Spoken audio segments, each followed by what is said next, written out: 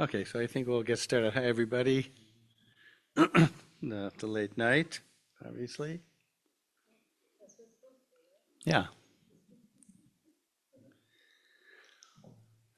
Okay, I mentioned earlier I met Reb Zalman in Oregon. Uh, I moved to Portland, Oregon to be the Jewish summer camp director. Uh,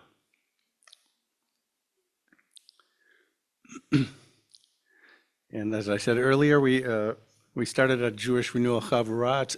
It started 1 week after I got to Portland by Aryeh Hirschfield, who was not yet a rabbi at that time, Zichrono Livracha. And so he started a chavurah. I actually somebody told me I needed to go somewhere for Rosh Hashanah Yom Kippur. I wound up going to the place that Aryeh was co-leading Rosh Hashanah services and Yom Kippur services. So I saw him leading, and then I heard that there was a gathering. There was going to be a gathering of a new group, a new Jewish, they called it, I think they called it Jewish Renewal. But there was going to be this new group, and it was going to meet for the first time on Erev Sukkot at so-and-so's house in a sukkah in the backyard. And so it was really hard for me to go to some stranger's house and walk into the back and go into a sukkah. I was pretty shy back then. I'm still pretty shy in certain ways, except when I talk in front of groups like this. But otherwise, but I made myself go, and it was the first night of a new Jewish Renewal Chavurah, and Aryeh knew Reb Zalman, played tapes, as I was saying. We started listening to the tapes. They were amazing. I'd never heard anybody teach that way. And we thought, we were also the New Jewish Agenda chapter. The New Jewish Agenda had just started. So we were both the Jewish Renewal chapter in Portland, Oregon, and the New Jewish Agenda chapter. But I loved what I was listening to on these tapes. And so we invited Zalman to come. It's within a week now, 46 years ago. He came the last weekend in May. And I went right from the weekend. I moved to the camp because I had to be the camp director. So like on June 1st, I moved to the camp. So I heard Zalman teach for the weekend. I moved to the camp on Monday, but then Monday night he was going to teach again in Eugene, Oregon. So I drove all the way to Eugene, Oregon, just to hear him speak one more time. Okay. So I will just say one more introductory piece before I get into the teaching part, which is, if I had to, among the many innovations of what Reb Zalman did for Judaism, he stopped it from being black and white and turned it into color. So now you have a color page, but he did it primarily with the tallis, symbolically. Like, I don't know if you remember 46 years ago, but nobody had a colored tallis. Every tallis in the world was either black and white. There were some blue and white ones, but that's it. There was not another color on a tallis anywhere. So, and he really taught us, we need to move into Judaism being in color, because black and white is inherently, by its nature, dualistic. We don't live in a black and white world. We just don't. If you try to fit your life into a black and white model, it's going to not be good for the earth. It's not going to be good for you. It's not going to be good for anybody, as we can see. Okay, so nevertheless, when I walked into the Shabbaton now. So Reb Zalman's there. We all walked into the Shabbaton, and this is all there was. There was it was on paper, but there was a white piece of an easel, and there were these 4 letters there.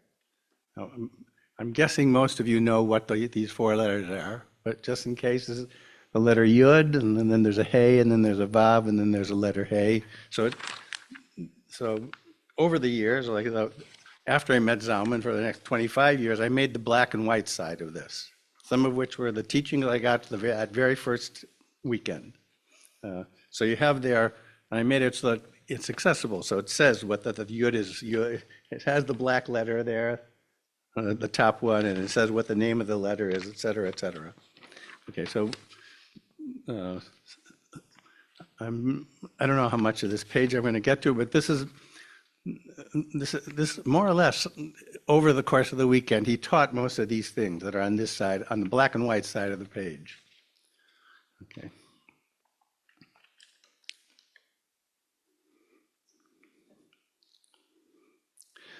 So the first thing that he said that caught my attention, I may not literally been the first sentence, but the first sentence that really caught my attention, I had never heard this before. Now, you probably have all heard this line by now, but nobody had heard this line except Hasidim, I suppose. I don't know. I was somewhat active in Jewish life. I moved to Portland from New York City, so the Shavuot movement was going full bloom. I used to go to the West Side Minyan. It was a fantastic minyan. Every single person there knew more than I did. But when I got to Portland, I knew more than anybody else. And strangers would call me up and ask me questions about Judaism. But so it was a great minyan. I learned tremendous things there. The Purim spiels were unbelievable. I know half the people who were leading that. There were a lot of rabbis there who were not functioning as rabbis. They were in the Shavuot movement. But they were brilliant, so they knew a lot of interesting things. I loved going there. The music was fantastic. I had zero relationship to prayer. I mean, I liked singing. The singing was fantastic. It was really good to sing. I didn't speak.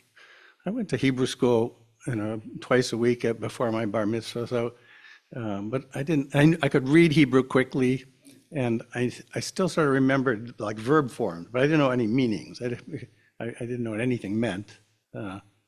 And so if you sing words and you don't know what they mean and the melody's good, so that's nice. You can have a really nice time at prayer. But I wasn't praying.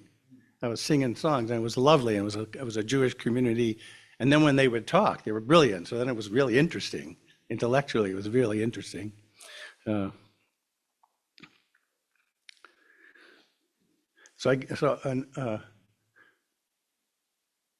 sometimes try to remember in my own mind but I don't remember ever saying the word God before I met Reb Zalman. I mean, I don't remember ever thinking about it. I did not think about God as a kid. I grew up in a Reform synagogue, but my grandparents were part of a Twersky Orthodox shul in Milwaukee. So actually, there was something about that left a lasting, because I went there for the high holidays. We went to the Reform movement for 60 minutes, second seating or something. The rabbi never said anything about Judaism. He quoted Emerson, and I remember the sermons were about Emerson and Thoreau. They were interesting. He didn't say anything Jewish. Nobody said anything Jewish. And then I went to this Orthodox 60 minutes, and I go sit with my grandfather for a couple hours. And I didn't understand anything that was going on there, but there was a lot of interesting energy somehow.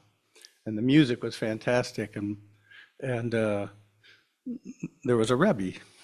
There was a Rebbe in that room.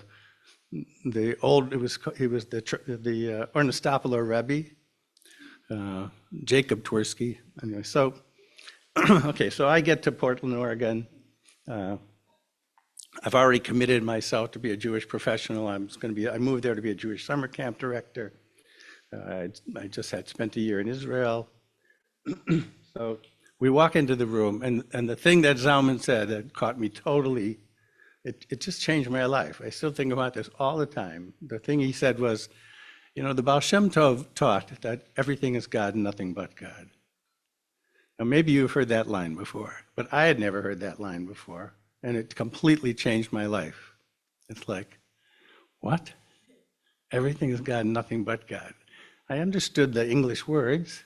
I sort of understood the implication, but it was way beyond. I mean, even whatever I understood, I didn't really understand just how serious that was. So, like we just did this session about the mountain. There's no mountain. There's no mountain. That's a whole nother way of seeing this. And there's no you. So, but even that's like deeper, a little bit deeper than what we got. I mean, it's there. It's right in that phrase. Everything is God, nothing but God. There's nothing except for the divine. I mean, G-O-D is a problematic word, so it doesn't work as well in English as it does in Hebrew. So when the Baal Shem Tov is referring to God, he didn't say God, although he did say Gott, right? Alt is Gott in Yiddish.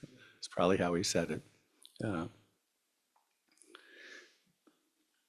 But then Zalman started to explain why this was sitting in front of the room. So I knew the letters, like I said, I knew Hebrew, so I knew the letters. But so the first thing he pointed out, in connection to this teaching that everything is God, nothing but God. So look, there it is. There's the head and the shoulders and the arms and the spine and the pelvis and the legs. So I'd never seen it written from top to bottom either. You write Hebrew from right to left. So I'd never seen it written from top to bottom. But so Zalman was pointing out, using this as a metaphor, that if you want to see the divine, if you want a direct revelation of the divine, just look around the room. There we are. Every one of us is in this form. But you want to be careful not to overtake it literally, because everything is in this form. So everything is God, nothing but God. The trees, the chair. So if you look into Chabad theology, so I don't know how it plays out in people's consciousness in Hasidic world. I studied with Chabad a little bit, and Reb Zalman came out of Chabad. Not originally, he wasn't born into Chabad. He met Menachem Mendel Schneerson, who was the last Rebbe that Chabad had, who was alive anyways. I guess he's still the Rebbe and still alive somehow, or about to come back any day now or something. But he met him in Vichy, France. He was on the run. The Rebbe, he wasn't the Rebbe at the time. He was the son of the Rebbe. He was Joseph Schneerson's son-in-law. And so he met him at a class in Vichy, France, one step ahead of the Nazis the whole way. So I think Zalman got to Brooklyn in 1943, at which point Chabad consisted of like 15, 20 guys. This whole giant movement now was down to 15, 20 guys. Maybe some came out of the camps, I don't know, but basically they were all killed. So when we heard earlier how he sent Shlomo and Zalman out, they were the first two, but okay, that experiment didn't work, but basically they tightened up the rules and it worked. I mean, there are millions of Chabadniks now. All right, so this is the theology, and so then I was totally taken with it, and first just intellectually challenged by it. Everything is God, nothing but God. Oh, so if you read Chabad theology, so I've read a couple books, especially the last 4 or 5 years, that really look at the scholarship behind early Chabad writings. So one of the ways that you could describe what Chabad was really teaching, now I don't know that at what level it sinks in as you move away from the top teachers, but like one of the chapters is called acosmism. There are no worlds. I'm about to teach you what in Jewish Renewal is called the four worlds model. But ultimately, there are no worlds. The four worlds is a skillful means to try to get you to think about how everything could be God, nothing but God, and mean something, like and help you in a search, help you in a way of exploring your life spiritually. But what you are is the divine.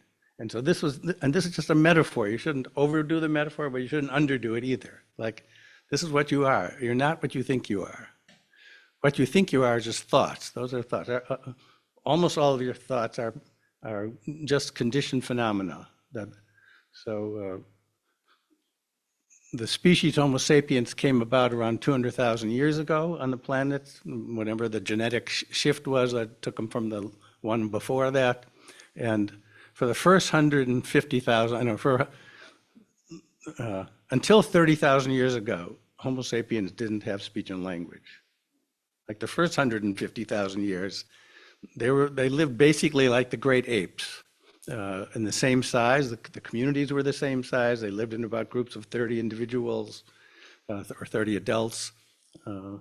And the people who understand the development of language say what happened about 35,000 years ago, something happened where Homo sapiens became human beings. Something happened where they started using speech and language and conceptual thinking. So before that, now we can't really know what it's like inside of the brains of other species and other animals. Certainly some animals are capable of doing some kind of abstract thing. But I don't think they're sitting around thinking, not like we do. And when conceptual thinking took over, it just completely took over the workings of the human brain. It changed the physiology, and it changed. If you have any doubt about it, just pay attention to your own experience. Like your mind is just, the train of thought is just sort of running nonstop. And all of those thoughts are beliefs and views and opinions.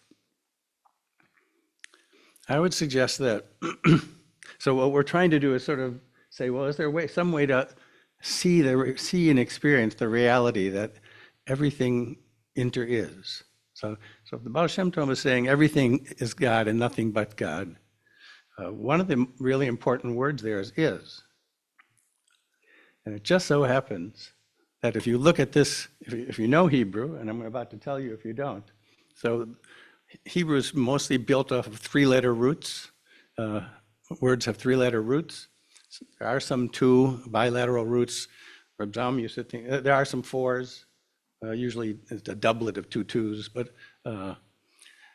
Reb Zalman's personal opinion was that it originally was all two-letter roots, and that the third letter flexes the first two somehow. But there's a theory about that. It's not, and it's what he thought it was, at least how language developed. But for our purposes, language arose in this species Homo sapiens. I would say that's the start of the human story. Okay, and I think that story is hinted at in the Garden of Eden story. So one of the things I'd like you to entertain the possibility that you stop calling the tree of knowledge the tree of knowledge. It's not the tree of knowledge. If anything, it's just the opposite in some ways, because it's the tree of knowing of good and bad. That's what that tree is. It's not the tree of, you shouldn't stop when you get to the word not knowing. It's not the tree of knowledge. It's the tree of dualistic misperception.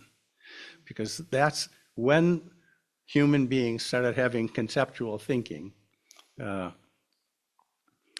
they started seeing the world through a dualistic misperception. I think that's the fundamental, I actually believe this is the fundamental problem in the human race, that we don't understand that everything is interconnected.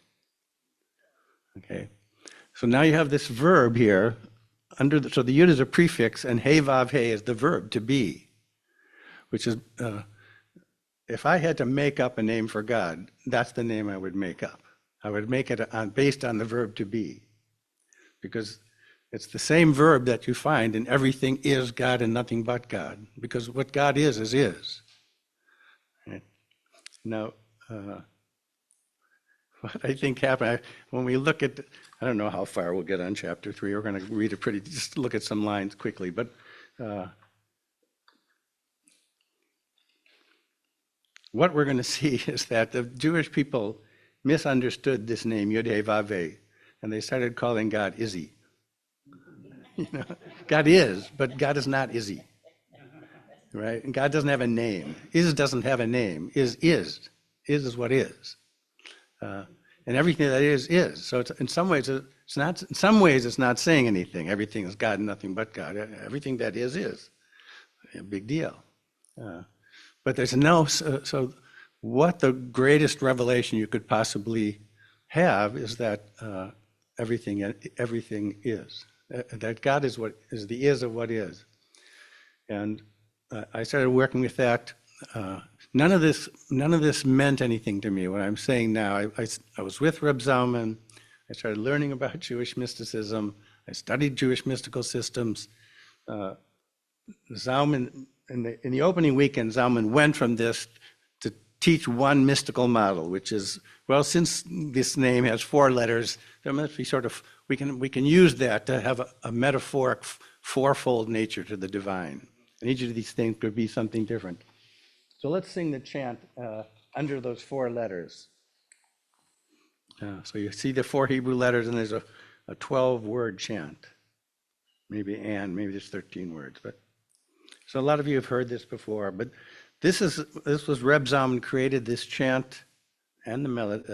I think the melody too, to try to have a basic, simple teaching. What is this 4 worlds model about? It is perfect, you are loved, all is clear, and I am holy. It is perfect, you are loved, all is clear, and I am holy. It is perfect, you are loved, all is clear, and I am holy.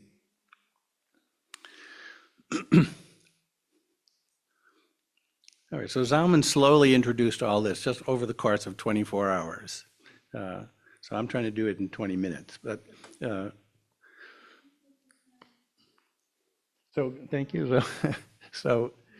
Okay, so we are trying to shift into understanding that this divine revelation we're looking for, it's happening all the time. There's nothing but this divine revelation happening. We're just cut off from it. We're cut off from it. Now, in my own personal life, I learned this stuff. I worked on these concepts. I was taken from the first moment with this line, everything is God, nothing but God. Even when the Lat Chaim started, I would teach, I did all the opening ceremony, all the opening orientations, all those years at Lat Chaim. I would teach some of this, what I'm saying now. I would teach the 4 worlds. The 4 worlds are basically some sort of physical embodiment, some sort of emotional content, somehow is the Vav, some sort of intuitive cognizing. You see those words are all there. And then some sort of umbrella, the Yud is sort of like an umbrella term, which I would say now is probably maybe the best word would be awareness. So you have a body, we have some sort of function where we connect with each other. So the letter Vav is about connecting. So it's also about love. Love is all about connecting. There is some kind of consciousness that the Yud represents.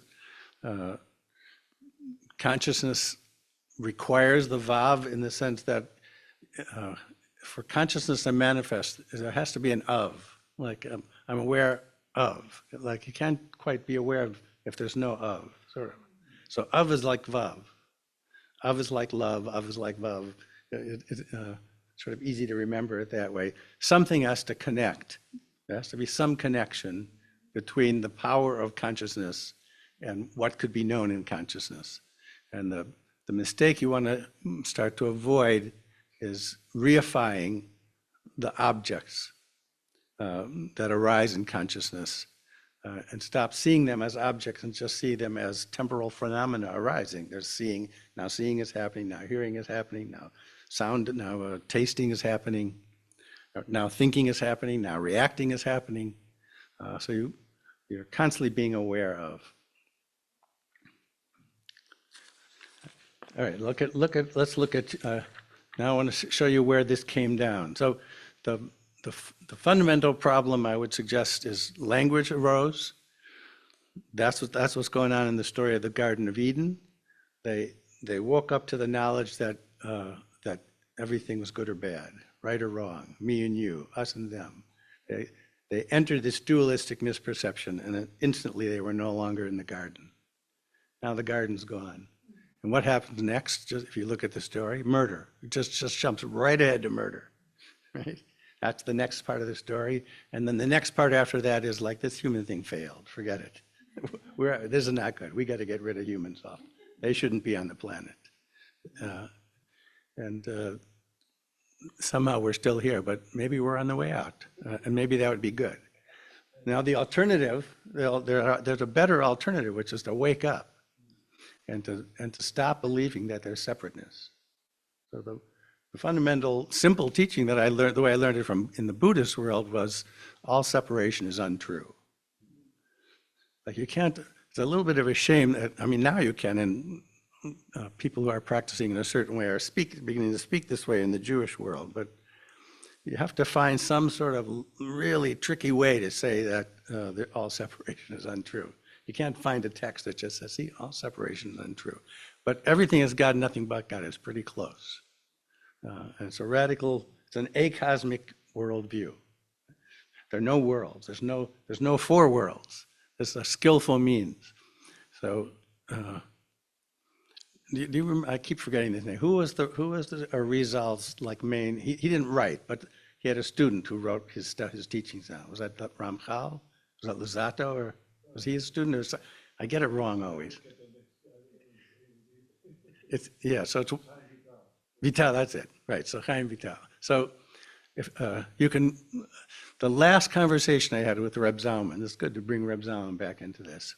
I wanted to tell him what I was doing. I started to say to you, I learned to meditate after about 20 years of teaching this stuff and trying to understand this stuff. And that's when everything changed for me.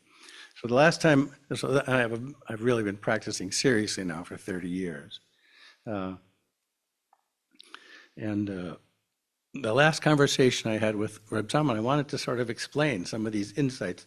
I sort of wanted to start telling him, like, I don't do it in black and white anymore.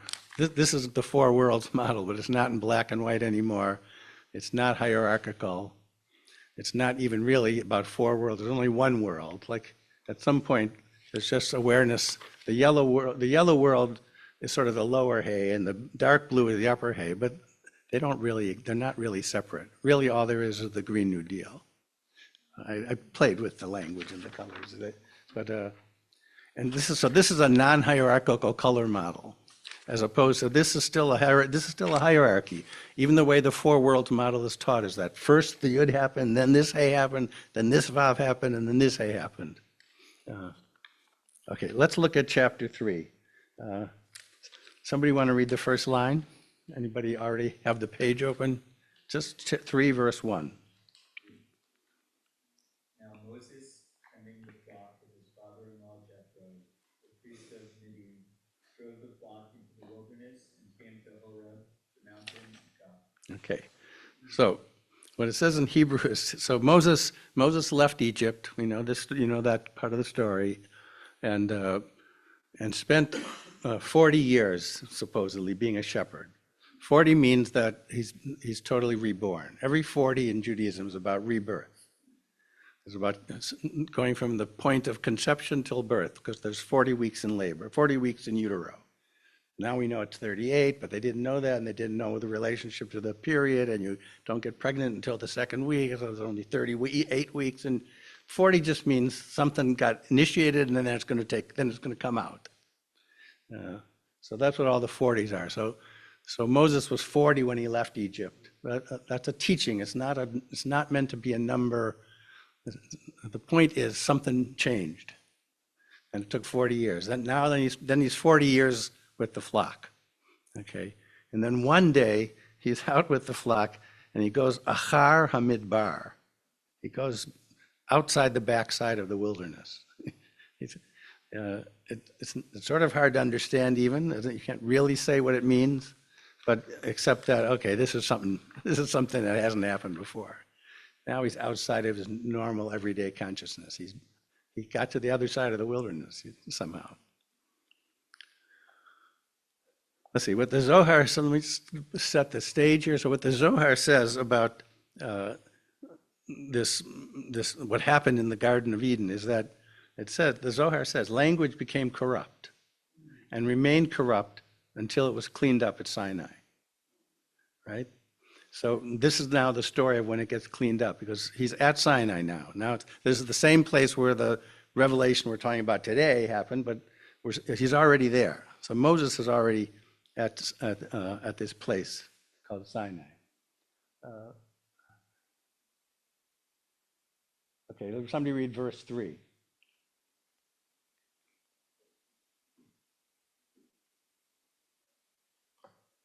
Chapter 3, verse 3. It's on page 351.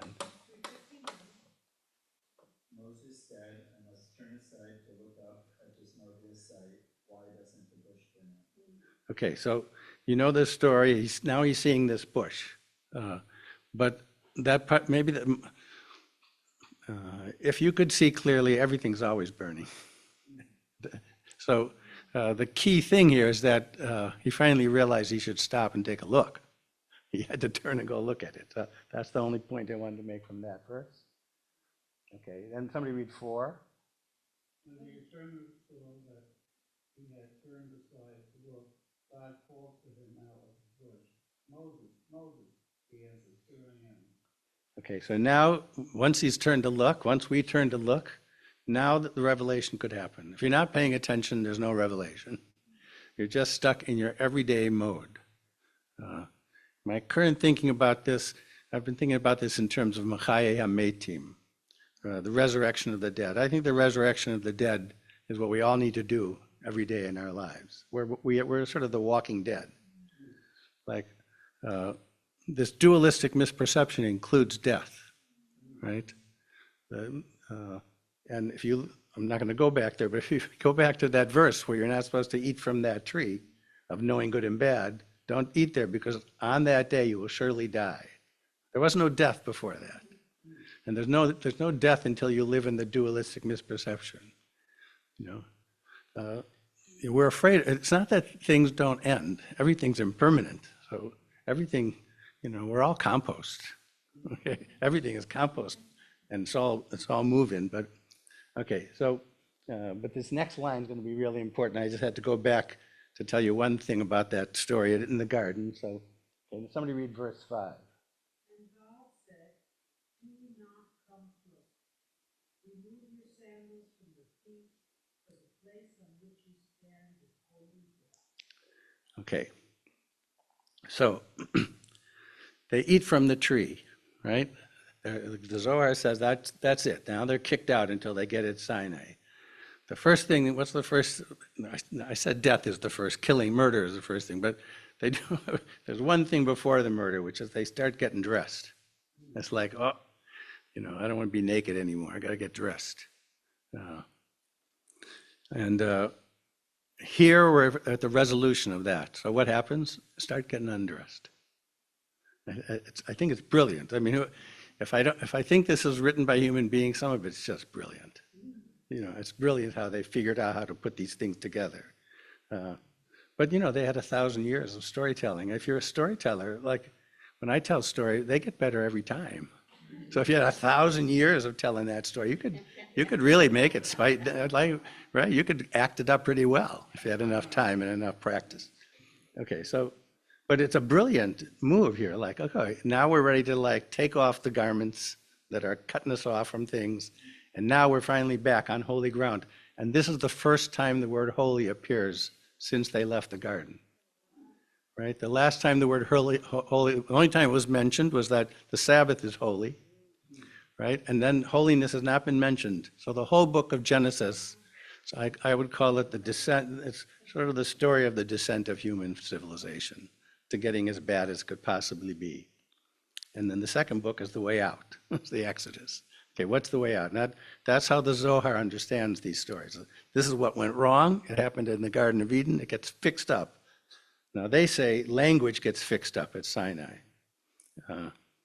But we're going to look a little bit how confusing even that point is. It's not, they didn't get, maybe there's a seed of how it could get fixed up at Sinai, and we still need to fix it up some more.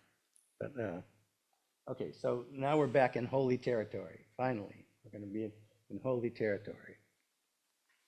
I'll tell you one other outrageous thing I did this year. I changed the names of the first and last of the Shavuot. So I don't know anybody who's ever done that before, but so I don't use the word king to talk about God. I mean, I may slip once in a while, but I don't think God is a king. There is no king. There's no such thing as a king.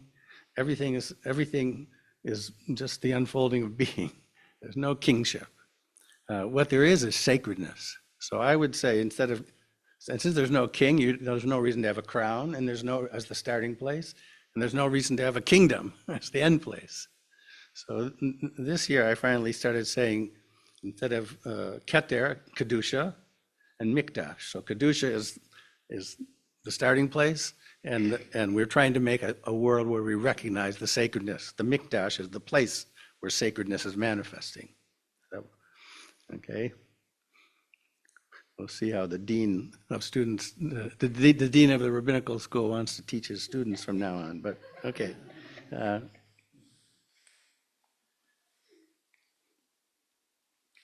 Okay, so now what is this?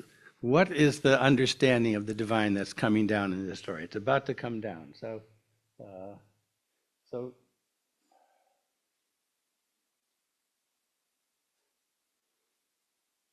okay, so the voice starts to speak to him. You're on holy ground now.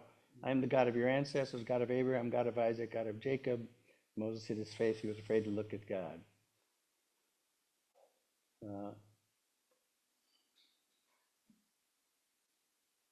Okay, I've marked well their plight. So so when the divine starts to reveal itself to Moses, when he starts to really wake up to what his role needs to be in this lifetime,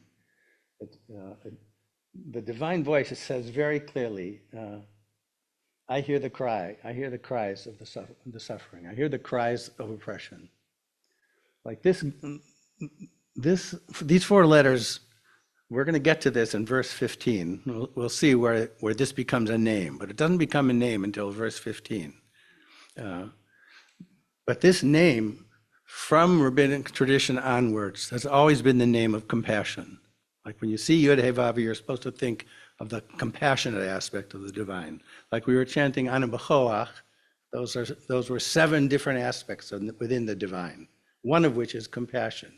So the third verse that we did today in Anu B'choach is the Tiferet verse. So this God name is about compassion, and here we have a proof text that the whole reason this is happening is because the divine hears the suffering, hears the cries of the world. Shomea tza'akot. So just see if you can remember those 2 words. It means hearing the cries. Hearing the cries. Shomea tza'akot.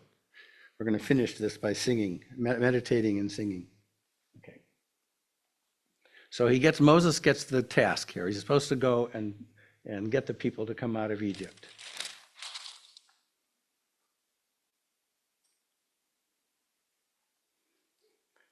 Okay, now the cry of the Israelites has reached me. Moreover, I've seen how the Egyptians oppressed them. So this whole thing is happening because the divine cares about oppression and really wants to make this the task of human beings to pay attention to oppression.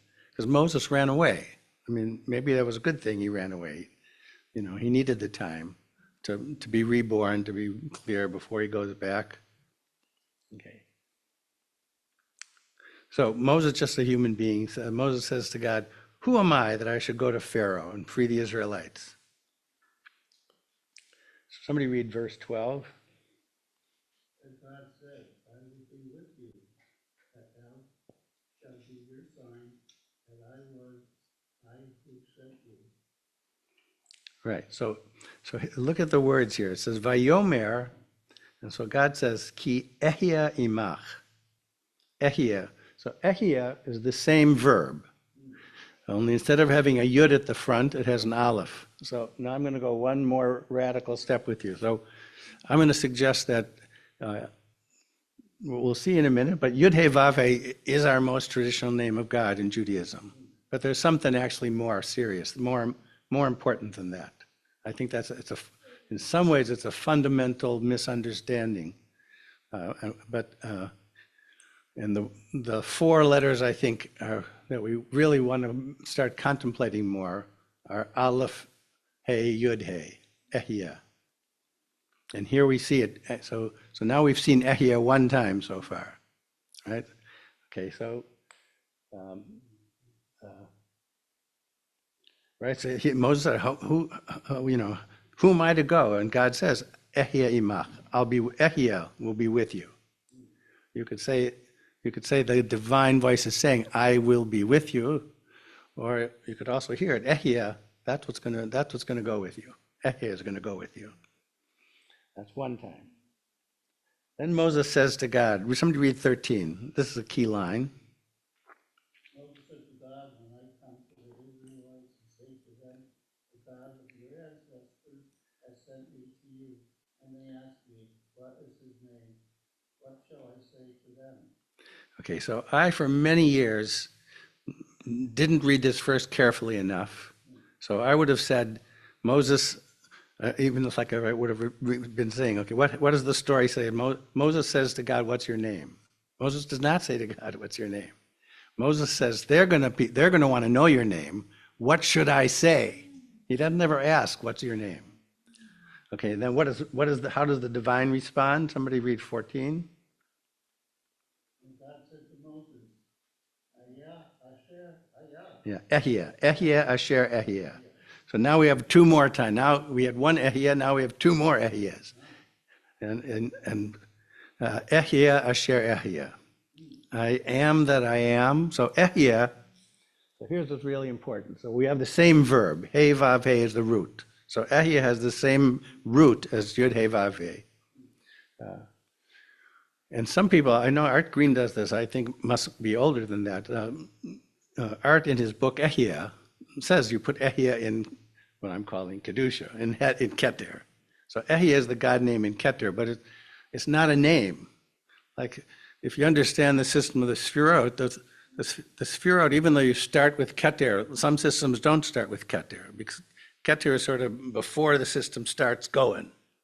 So then some systems, you have to have 10. So if you skip Keter as sort of pre the 10 emanations, then you have Chachma Bina, and then you add this Sefira called Da'at. And Chachma Bina Da'at is how, if you take those first three letters, is Chabad. Right? That's where the Chabad name comes from. It's from this mystical system of the Sefirot, leaving Keter out as the first, not as the first Sefira, it's sort of before the first Sefira, and Chachma Bina Da'at are the first three of the Sefirot. And those are sort of what I was calling, in this sense, that they'd be in the dark blue. It's the supernal realm. And when we count the Omer, we forget those. We don't even look at those three when we count the Omer. We start with the fourth of the 10 Sefirot, and we do those last seven. We do the last seven, and that's where we just finished today. We just got to the seventh week. We got to the Malchut week, or I would say Mikdash. And this earlier today was Mikdash within Mikdash, or Malchut within Malchut. But we're not trying to see the world as a kingdom. We're trying to see the world as sacred. I mean, I think it's closer to what, even if you don't change it, if you don't want to go in and change the text, that's what we're doing, I think. Anybody here trying to bring back the king? You know? We're trying to get rid of the king. That's why we go to no kings rallies. So anyway, so now we got three Ehiyas already, right? The divine is calling itself Ehiyah. But Ehiyah just means I am. So they're going to ask me for a name. What should I say to them? I am that I am. I just am. And then it says, then it goes on. So like, that's not what you should say. This is like the divine, I get that. All right, this is the one meditation for tonight. What is Ehiyah Asher Ehiyah? So I'm going to ask you to sit with it for 5 minutes. We would do it longer, but it's so late already. So just sit with Ehiyah Asher Ehiyah. Either do it in Hebrew or English. If you're not really comfortable with the Hebrew, just say, I am that I am. I am that I am. Like, try to get a sense of being. I am is the verb to be. It's not a word. It's the experience of being. Even in English, you don't say I be. Right? You don't say it in Hebrew, and you don't say it in English. Right? English had to adapt a whole other thing, amming, to get to the idea of being. But so just what could the divine be saying? What's the divine message of I am that I am? So for 5 minutes, do I am that I am, or Ehiyah Asher Ehiyah. This is a shot at direct realization. What's the divine message here?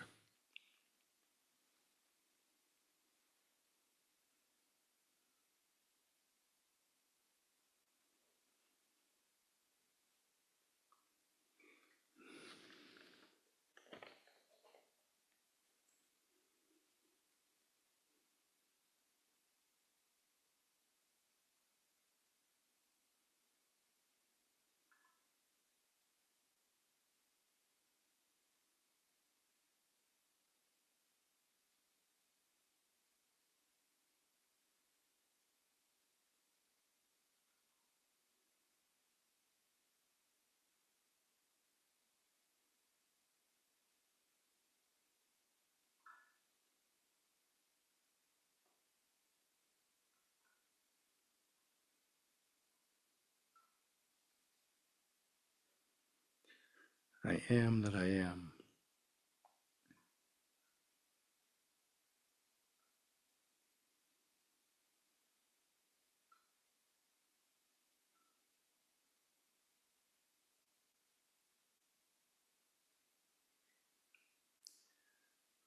Just keep going. Could it mean that I am the I am of the universe?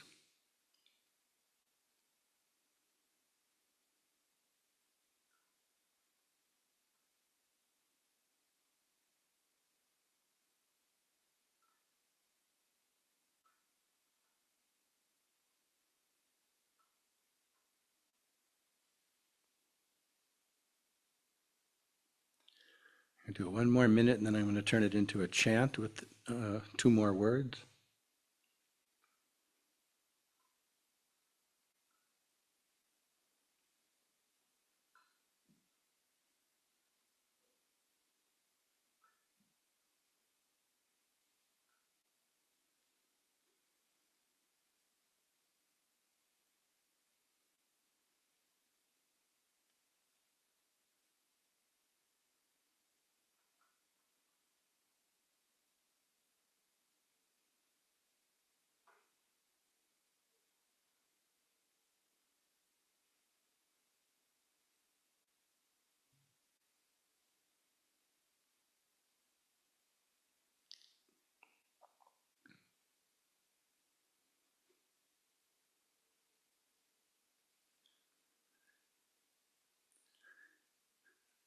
I'm going to actually have 4 more words in English.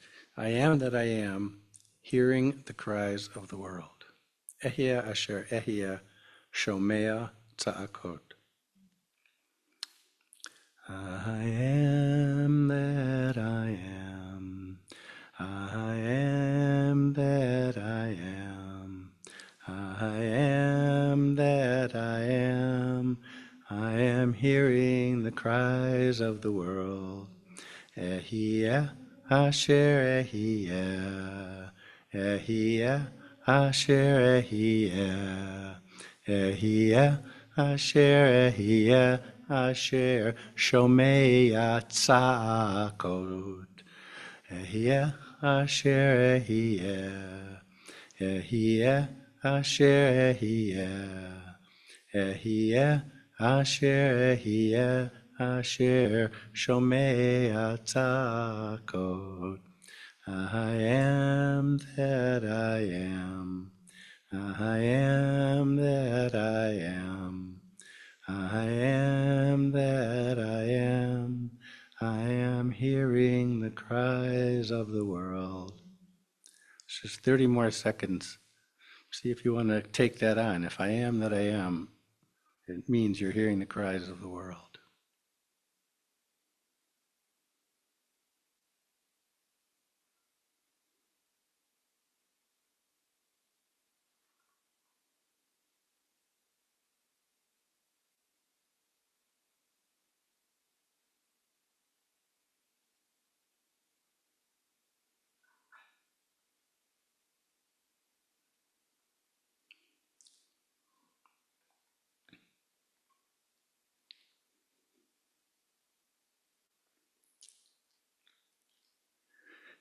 All right, I'm going to just finish up the text for you. So he says, so Moses says, what should I say to them? They're going to ask me for a name. What should I say to them?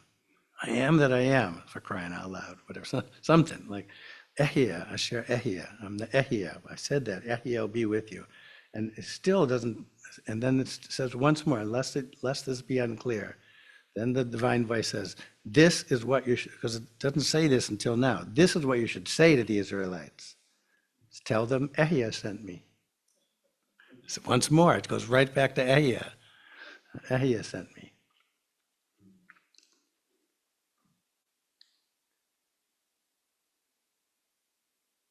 And then it's not until that's all done, it's like the whole thing is done. And then it seems to me like a gloss in verse 15. And God also said, God also said to Moses, okay, this is what you should say to the Israelites. The eternal, the God of your ancestors, the God of Abraham, the God of Isaac, the God of Jacob has sent me to you. So, and the Hebrew says, Vayomer Od, and God says Od, Elohim, El Moshe. Kotomar El Bnei Yisrael. This is what you should tell them. Yud He Vav He. Elohe, the God of Abraham, the God of Isaac, the God of Jacob, has sent me to you. Where did that come from? Yud He Vav He. It didn't say that. It said, 4 times it said Ehiyah. It's just what's sending you is the internal realization of responsibility that you are the divine and you're listening to the cries of the world and you know what you need to do. And then and that's why Yud-Heh-Vav-Heh will be God's name forever and ever. God doesn't need a name. God needs you to wake up to the fact that you're God and God is you and you're it. And the only thing I've added in the last couple of years, so this is the verb to be.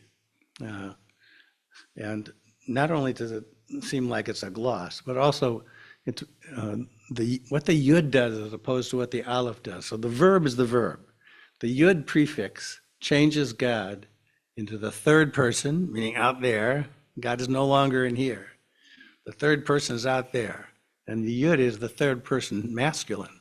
So God is the masculine guy out there.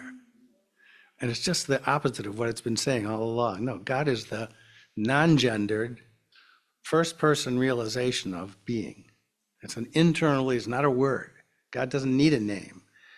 God needs us to wake up and to see clearly, and to understand that we are part of this great unfolding of the last thing I would then add is that.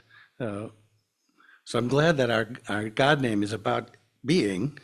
I think Ehiyah is closer to what I would say. And then Thich Nhat Hanh, I learned this about 5-6 years ago. Thich Nhat Hanh said, a Vietnamese Buddhist monk said, the English language needs a new word. It needs a new verb. It needs the verb to interbe. Like he made up that word. There was no such verb in English. He's not even a native English speaker, but he said, the English needs a new verb to interbe because everything inter-is. Everything inter-is, not just that everything is. Everything is, it is what it is, but everything inter-is. That's the part of the revelation too. Everything inter-is. We inter-are. So that's the revelation that I'm not leaving it with you. I think it's sort of right there. But it is where Reb Zalman and Chassidut, it is right there in Chassidut. It's like, it's just God. All this separation is not true. It's just the divine. So you need something. Now, in conventional reality, okay, so you operate with a sense of a self. You can't manage conventional reality without, like, I'm going to go to my house tonight, not going to your house. It's not really my house. I mean, I get to use it, but and you don't. Okay, those are conventions. Some of them are helpful. A lot of them, when it comes to countries, are pretty unhelpful. But okay, so when you're using conventional reality, just go look, okay, I'm using conventional reality. I know I'm not really here. But I didn't really know this until I started to meditate, until I spent extensive time just trying to be awake and aware of what's unfolding right now. Now what's unfolding, now what's unfolding, what's unfolding inside this body, what's unfolding outside this body, because there's no inside, there's no outside. We just learned that about the trees. You think the tree stops here, the tree doesn't stop there, and don't call it the tree of knowledge anymore. It's sort of the tree of ignoring the truth of what is, which is non-separation, interbeing. All right, late. Thank you.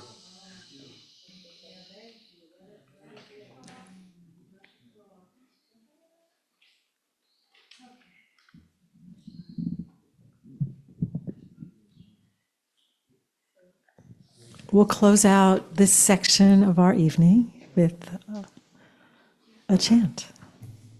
I have a third book. It's done being written, and it explains how the black and white page became the color page. But if you look in the bottom of the green section, the white page and the color page are replicated in there. Thank you so much. We're going to close not with a chant, but with a nigun, and it's a nigun by the Baal Shem Tov. So, and I learned this from Chazan Jack Kessler, my blessed teacher of blessed memory, and it is meant in a way to wake us up, hopefully to our isness, and also for those of us who are trying to stay up tonight. Maybe it will give us a little energy. I'm still just tuning. I'll also say we've invited Rabbi Jeff Roth to do a weekend meditation Shabbat with us just before Rosh Hashanah, so part of our preparation for the High Holy Days. So stay tuned, we'll announce that. Okay, so this is the Baal Shem Tov's Yichus Nigun. So if anyone, we're going to go right back to where we started, thinking about weddings, what happens after the bride and groom get married. They go into a yichud. They take some private time to maybe merge or to connect and process what has just happened. And when we make a yichud with our prayer, with our voices, we are hoping to bring together the Kadosh Baruch Hu and the Shekhinah. So bringing the Shekhinah out of exile, bringing together the divine masculine and the divine feminine within ourselves so that we may see more clearly and truly wake up. Okay, so what we'll do is we'll see if everyone can catch on. I won't be too teachy because I know we're tired, but some of us are going to go sing at the bonfire right after this, and some of us are going to keep learning. And maybe this will, if you're going to go to sleep, maybe the Baal Shem Tov will visit you in your dreams. Okay, so it goes like this.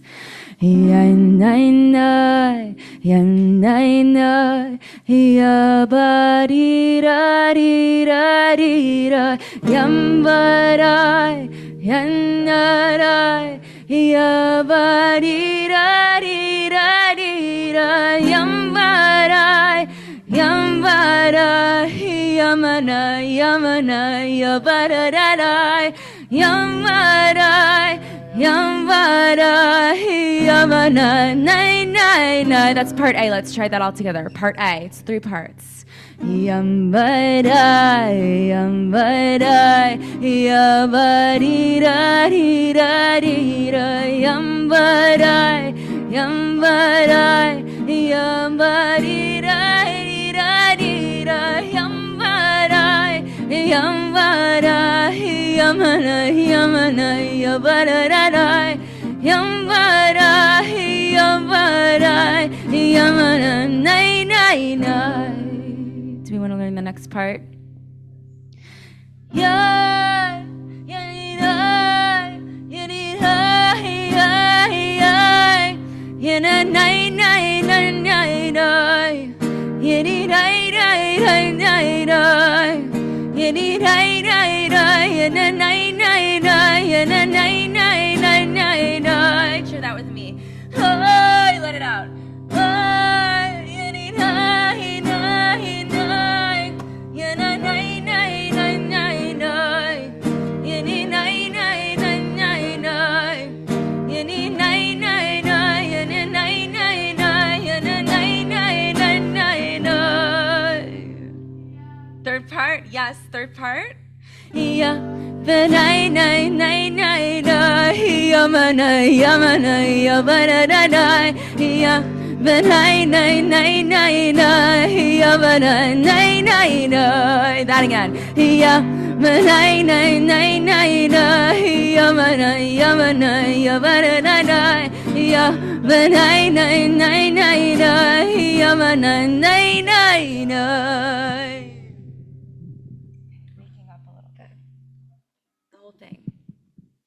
Ay, ay, ay, ay, ay, ay, yabarira, nira, nira, yambarai, yanai, nai, yabarira, nira, nira, yambarai, yambarai, yamanai, yamanai, yabaradai, yambarai, yambarai, yamanai, nai, nai, nai, yambai, nai, yambai, nai, yabarira, nira, nira, yambarai, yambarai,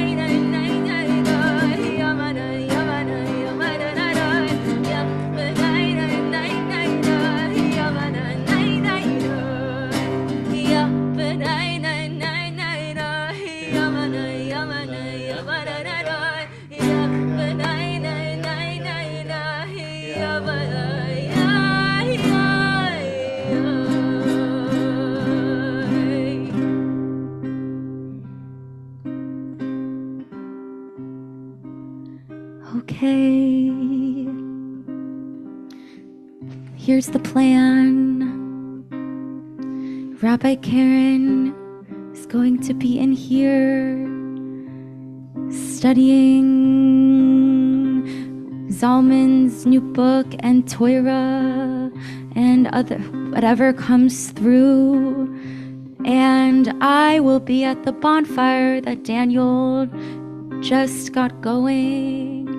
And if you want, you can come sing and maybe tell a story. And whoever stays up all night wins a prize. And then if you go to sleep, that's fine too. And you can sleep here. And you don't have to set an alarm because we're going to come around and wake you up with a singing bowl and a frame drum and gather you to chant at sunrise in the portico. So we'll begin rallying people around 5. If anybody wants to help set up breakfast around 4:30, that'll happen in the kitchen. And we'll be in the portico at sunrise by 5:30. Thank you to our incredible teachers. Such an honor.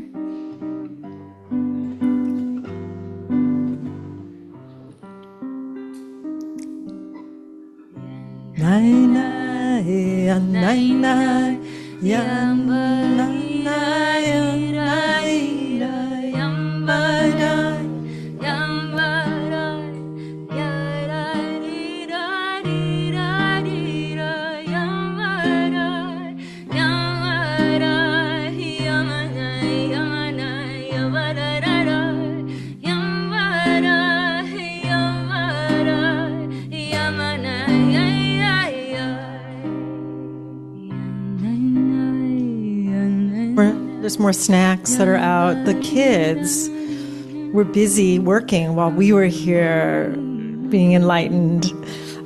So they put out some chips and salsa. I don't know. I think they made us some popcorn.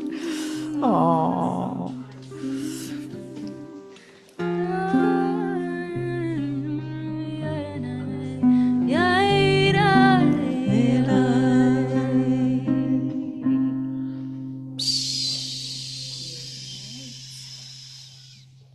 Party continues.